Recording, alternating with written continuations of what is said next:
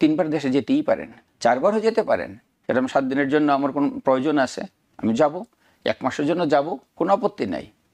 But সেজন্য ওটা না যে আমি মোর দেন 1 ইয়ার থাকবো, 2 ইয়ার থাকবো, 3 ইয়ার থাকবো। কারো কারো এমন হয় 11 মাস, 11.5 মাস উনি দেশের বাইরে থাকেন, উনি ইউএসএ অনলি 15 দিন থাকেন। এটা কিন্তু আপনার আইনে এটাও নিষেধ নাই। But question is it, permanent resident যে জায়গা আপনার আছে, তা আপনি তো পার্মানেন্টের জায়গায় থাকেন না। কারণ অনেকের ক্ষেত্রে যেটা হয় যে ওরা 11.5 মাস দেশের বাইরে থাকেন, 15 দিনের জন্য ইউএসএ আসেন, আবার চলে যান। তখন এয়ারপোর্টে আসার পর ওনাদের পাসপোর্টের মধ্যে ইমিগ্রেশন অফিসার সিল দেয়, বলে যে তুমি দেশে খুব কম সময় থাকো, তুমি দেশের বাইরেই থাকো, তাহলে তুমি B1 B2 ভিসাতে যাও, গ্রিন কার্ড তুমি সারেন্ডার করো। আমেরিকার বাইরে বছরে কতবার যেতে পারেন, কতদিন থাকতে পারবেন, এ ব্যাপারে আইনগত কোনো বাধ্যবাধকতা আছে কিনা, এটার পরে আমরা এর আসল চিত্রটাও আমরা তুলে ধরবো আমাদের স্ক্রিনে, সেটা পরে। আগে এই বিষয়টা আপনার কাছে জানতে চাই জনাব বেলায়েত হোসেন বেলায়েত। আইনগতভাবে আপনার প্রয়োজনে আপনি দেশের বাইরে যাবেন, কোনো বাধ্যবাধকতা নাই। বাট আমার আপনার সেন্স ইউজ করতে হবে, আমি এদেশে আসছি পার্মানেন্ট রেসিডেন্ট হয়ে, আমি কি এই দেশে বেশি থাকি? পার্মানেন্ট হলে কিন্তু পার্মানেন্ট প্লেস আমাকে বেশি থাকার কথা। এখন আমি বাংলাদেশে যাই, আমি 5.5 মাস থাকি, আমেরিকায় 15 দিন থাকি। এখন যদি আমি আপনার ব্রেনকেও যদি বলি পার্মানেন্ট আমার প্লেসটা কোথায়, মোস্ট অফ দ্য টাইম যে জায়গায় থাকি, দ্যাট মিনস এটা আমার পার্মানেন্ট প্লেস না।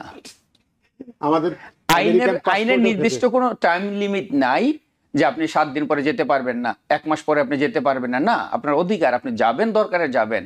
বাট ব্রেনটা ইউজ করবেন যে আমি ফ্রিকোয়েন্টলি দেশের বাইরে থাকি, ওর আমি most of the time USA থাকি। কারো কোনো প্রয়োজন 3বার দেশে যেতেই পারেন, 4বারও যেতে পারেন। এরকম 7 দিনের জন্য আমার কোনো প্রয়োজন আছে, আমি যাব, 1 মাসের জন্য যাব, কোনো আপত্তি নাই। বাট সেজন্য ওটা না যে আমি মোর দেন 1 ইয়ার থাকবো, 2 ইয়ার থাকবো, 3 ইয়ার থাকবো। ইয়েস, কারো যদি মোর দেন 1 ইয়ার থাকতে হয়, পারমিট নিয়ে যেতে পারেন। আপনি পারমিট নিয়ে যান, আপনি 2 ইয়ার্স পর্যন্ত থাকতে পারেন, কোনো সমস্যা নাই। বাট কেউ যদি ফ্রিকোয়েন্ট যায়, লাইক এভরি মান্থ উনি আসে, 7 দিন কি 3 দিন হাজিরা দেয়, আবার উনি 5.5 মাস দেশে থাকেন।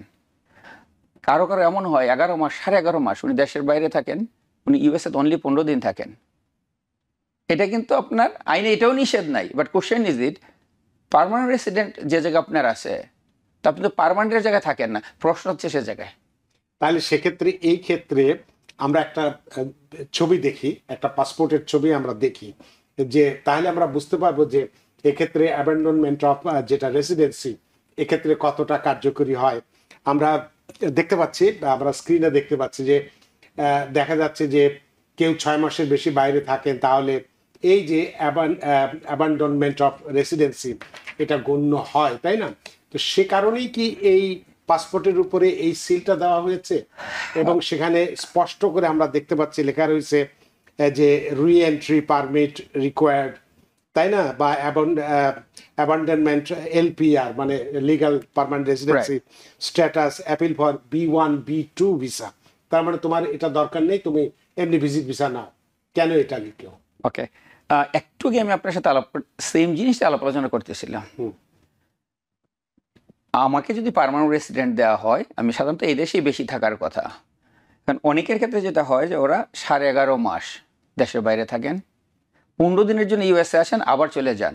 তখন এয়ারপোর্টে আসার পর ওনাদের পাসপোর্টের মধ্যে ইমিগ্রেশন অফিসার সিল দেয়, বলে যে তুমি দেশে খুব কম সময় থাকো, তুমি দেশের বাইরেই থাকো, তাহলে তুমি B1 B2 ভিসাতে যাও, গ্রিন কার্ড তুমি সারেন্ডার করো, তোমার গ্রিন কার্ডের প্রয়োজন নাই, তুমি তো ট্যুরিস্টের মতো আসো। সেটাই বলে B1 B2 ভিসায় নাও, তুমি ট্যুরিস্ট ভিসায় নাও, ট্যুরিস্ট ভিসা, তুমি তো ট্যুরিস্টের মতো থাকো। তুমি পার্মানেন্ট রেসিডেন্ট, তোমার এই জায়গায় পার্মানেন্ট থাকার কথা ছিল, ওই জায়গায় তুমি ট্যুরিস্ট হওয়ার কথা ছিল। অপোজিট, তুমি এই জায়গায় ট্যুরিস্ট, বাংলাদেশে পার্মানেন্ট।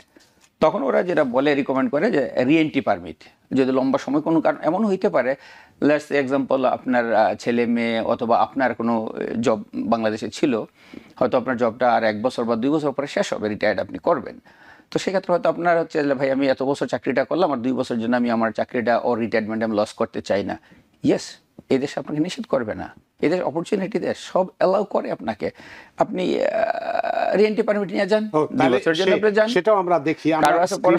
কারো আছে পড়াশোনা শেষ করবে, হয়তো কেউ একটা ডাক্তার হচ্ছে বাংলাদেশে, তার লাস্ট এক্সাম হয়তো আর 1 বছর পড়াশোনা করলে ওনার কমপ্লিট হয়ে যাবে এবং সে বাংলাদেশের স্টুডেন্ট। তো সেক্ষেত্রে উনি কী করবে? ওনার তো পড়াশোনা ডান করতে হবে, ফাইনালি উনি ডাক্তার হচ্ছেন, উনিও চাইলে রিএন্ট্রি পারমিট নিতে পারেন, রিএন্ট্রি পারমিট নেন, দেন আপনি দেশে চলে আসেন। আমরা দেখছি, আমরা এই যে স্ক্রিনে দেখতে পাচ্ছি যে এখানে একটি পাসপোর্টে লেখা আছে নিডস রি-এন্ট্রি পারমিট, এটাই কি সেটা যেটা আপনি দিস ইজ রিএন্ট্রি পারমিট। কেউ যদি একাধিকবার দেশে অনেক দিন লম্বা সময় থাকতে চান, কেউ 1 বছর উপরে থাকবেন, 1.5 বছর থাকবেন, 2 বছর থাকবেন, যদি মোর দেন 1 ইয়ার হয় ডেফিনেটলি রিএন্ট্রি পারমিট নিতে হবে। কেউ যদি মোর দেন 1 ইয়ার থাকেন ডেফিনেটলি রিএন্ট্রি পারমিট নিতে হবে। ওয়ান্স ইন আ ওয়াইল কোনো কারণে যদি আমি বাংলাদেশে যাওয়ার পরে 6 মাস ছিলাম বা 5 মাস ছিলাম, ইটস ফাইন। হেবিটটা যাতে না হয়, সেটা এভরি সিঙ্গেল টাইম দেশে গিয়ে যেন আমার 6 মাস না থাকা হয়।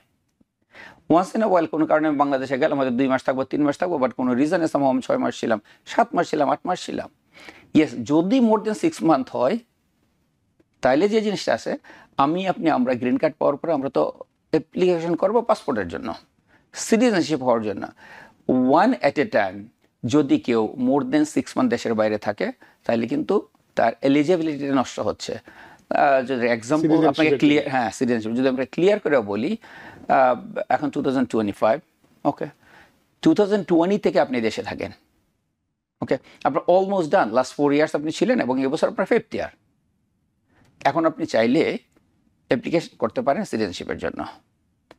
সামহাউ 5 বছর পূর্ণ হওয়ার 6 মাস আগে আপনি বাংলাদেশে গেলেন এবং কোনো কারণে 6 মাসের বেশি ছিলেন, আপনার টাইম কিন্তু পুরোটাই জিরো হয়ে গেল। 4.5 বছর, এই যে 4.5 বছরের জায়গায় থাকলেন আপনি, কোনো এক রিজনে আবার বছর শুরু হয়ে গেল। এই এলিজিবিলিটির জন্য আমরা সবাই বলি যে লেস দেন 6 মান্থ থাকবেন দেশের বাইরে। যদি কেউ যান লেস দেন 6 মান্থ থাকবেন, বাট আইনের কোথাও নাই যে আপনি 6 মান্থের ওভার আপনি থাকতে পারবেন না।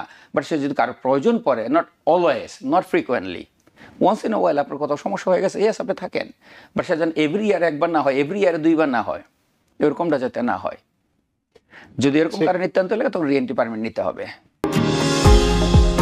নিউ ইয়র্ক থেকে সম্প্রচারিত TVN 24 টেলিভিশন, বিশ্বজুড়ে বাঙালির কণ্ঠস্বর।